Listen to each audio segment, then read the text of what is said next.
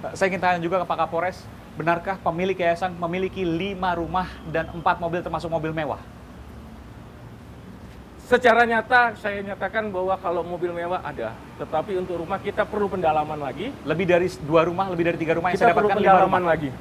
Itu untuk rumah. Kalau mobil saya melihat ada, Ada mobil mewah. Iya. Dan tidak ada pekerjaan lain pemilik panti yayasan itu kecuali ini. hanya mengelola panti. Hanya mengelola ini. Jadi indikasi memang ada indikasi meskipun nanti akan dibuktikan oleh pihak kepolisian Iya, dan juga oleh proses pengadilan nanti iya, ada sumbangan atau mayoritas sumbangan diambil pribadi dia iya, dan kemudian sisanya hanya diberikan kepada panti seadanya dan Iya. tidak layak. iya. Boleh dikatakan berupa Betul, Mas. penyiksaan. Iya. Ada berapa orang yang menjadi korban dari sini?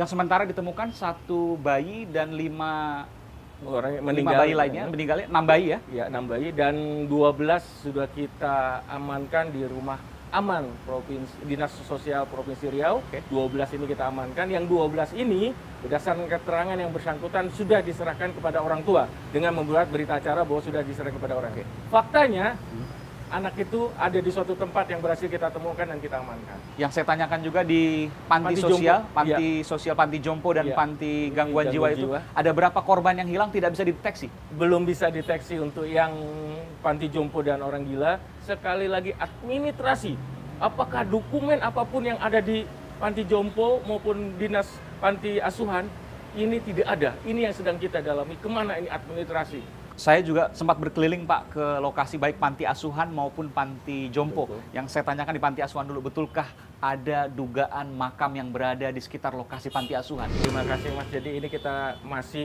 mendalami terhadap kemungkinan. Karena kalau kita melihat kondisinya panti asuhan, ada suatu tempat di dalam rumah kok ada bak sampah. Ada 2 bak sampah. Dan ini sedang kita gali. Kemarin kita melaksanakan penggalian 1, namun tidak ditemukan indikasi adanya korban. Kemudian kita memperdalam lagi dalam rangka menemukan dugaan adanya korban-korban lain, tidak hanya di panti asuhan, tapi di tempat-tempat lain. Apa kecurigaan polisi sehingga bisa mencurigai bahwa di dalam panti asuhan itu, di lingkungan panti asuhan itu terdapat makam? Kita melihat ada beberapa bangunan, ada beberapa tempat yang tidak wajar. Misalnya gimana Pak? Bisa jelaskan? Saya nggak Di kebayang. dalam ruangan, di semen, kemudian ada bak ke bawah tapi untuk sampah. Kalau tempat sampah itu biasanya di luar ruangan, tapi ini di dalam. Kemudian ada galian lagi yang buat nimbun barang-barang, mainan, barang-barang. Tapi itu di dalam lokasinya ada di dalam ruangan. Ini salah satu pertanyaan besar. Kalau itu kotak sampah, tentunya di luar, hingga itu mudah dibuang. Dan ini sedang kita proses, sedang kita lidik, siapa yang membuat itu, tahun berapa.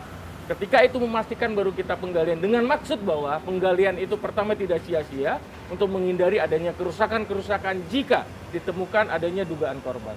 Termasuk juga di panti jompo, di panti lansia dan gangguan jiwa. Saya melihat ada beberapa gundukan tanah di sana. Betulkah itu makam, Pak Kapolres?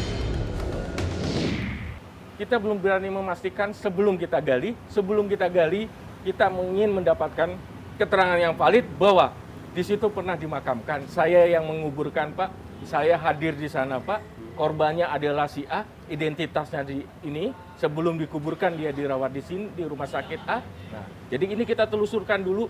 Yang paling utama adalah ketika orang-orang hilang itu adalah identitasnya. Saat ini kita belum tahu yang pasti identitas terhadap apakah itu balita, apakah itu panti jompo. Itu yang kita belum mendapatkan dan ini masih kita gali. Baru keterangan tadi malam kita mendapatkan identitas terhadap 6 bayi. Yang terakhir 2016, kemudian ada yang 2011, ada yang 2013 semua. Saya yakin dengan kemampuan Pak Kapolres karena Pak Kapolres dulu saudara adalah yang melakukan pengungkapan terhadap kasus pembunuhan berantai Rian di Jombang, Jawa Timur. Iya. Betul ya Pak Santo Iya. ya? Saya ingin tanya Pak, ini untuk efek jera, apa pasal yang dikenakan kepada tersangka Lili Nurhayati? Terima kasih Mas. Jadi untuk tersangka kita terapkan pasal 80 ayat 2 dan ayat 3 Undang-Undang Perlindungan Anak, Undang-Undang Nomor 23 tahun 2002 dirubah Undang-Undang 35 2014 yang ancaman hukumannya 15 tahun. 15 tahun. Iya, Mas. Dan ini mungkin akan bertambah ketika ada temuan-temuan baru. Iya, Termasuk pembunuhan berencana Pak? Kita lihat nanti apakah Ada yang- perbuatan yang ada bisa dilakukan, kesana. konstruksinya, dan bukti pendukung itu yang menentukan perbuatan-perbuatan dari tersangka. Termasuk pembunuhan berencana. Kita lihat nanti, Mas. Apakah tidak? Tapi ini kita masih terus menunggu proses hukumnya, Pak. Iya. Masih ada proses hukum di polisi yang Iya. tengah dilakukan dan juga nanti proses hukum di pengadilan. Betul, Kita akan lihat bagaimana perkembangannya betul, Mas. karena ini bukanlah kasus biasa tapi tragedi kemanusiaan yang luar biasa. Betul, Mas.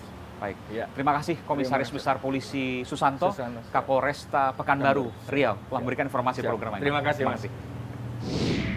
Polisi masih terus menguak segala misteri yang belum terungkap. Jika benar yang dituduhkan Panti digunakan sebagai topeng untuk penipuan, di mana di dalamnya syarat dengan penyiksaan hingga korban pun berguguran, maka hukum harus menjadi jawaban agar tak ada lagi di negeri ini kisah serupa yang terdengar. Saudara saya Aiman Wicaksono. Salam.